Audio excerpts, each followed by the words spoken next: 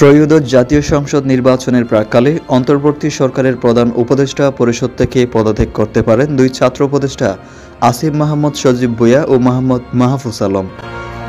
রাজনৈতিক মহলে জোরালো গুঞ্জন রয়েছে, আগামীকাল বৃহস্পতিবার উপদেষ্টা পরিষদের নিয়মিত বৈঠকে তাদের আনুষ্ঠানিকভাবে বিদায় জানানোর পরই তারা পদত্যাগের ঘোষণা দেবেন।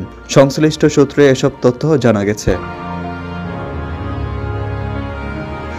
চাউর আছে স্থানীয় সরকার পল্লী উন্নয়ন ও সমবায় মন্ত্রণালয়ের দায়িত্ব পেতে যাচ্ছেন শ্রম ও কর্মসংস্থান উপদেষ্টার brigadier general doctor M Shakhawat Hossain. তথ্য ও সম্প্রচার মন্ত্রণালয়ের দায়িত্ব পেতে পারেন উপদেষ্টার পদমর্যাদায় সদ্য নিয়োগ পাওয়া প্রধান উপদেষ্টার বিশেষ সহকারী অধ্যাপক আলী রিয়াজ। যুব ও ক্রীড়া মন্ত্রণালয়ে যে কোনো একজন সিনিয়র উপদেষ্টা বা প্রধান উপদেষ্টা নিজের নিয়ন্ত্রণেও রাখতে পারেন।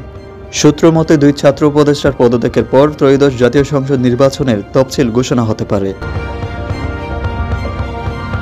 এইসব বিষয়ে দায়িত্বশীল কোনো কর্মকর্তা কথা বলতে রাজি হননি, তবে তারা বলেছেন গণ অভ্যুত্থানে নেতৃত্ব দেওয়া সমন্বয়কদের মধ্যে উল্লেখিত দুইজন উপদেষ্টা পদত্যাগের পর নির্বাচনে অংশ নিতে মাঠে নামবেন। বিভিন্ন সূত্র বলছেন তারা স্বতন্ত্র প্রার্থী হিসেবে নির্বাচন করতে পারে। তাদের পদত্যাগের বিষয়টি এর মধ্যে মৌখিকভাবে প্রধান উপদেষ্টাকে জানানো হয়েছে। Irfan Uddin, Asian television, Dhaka.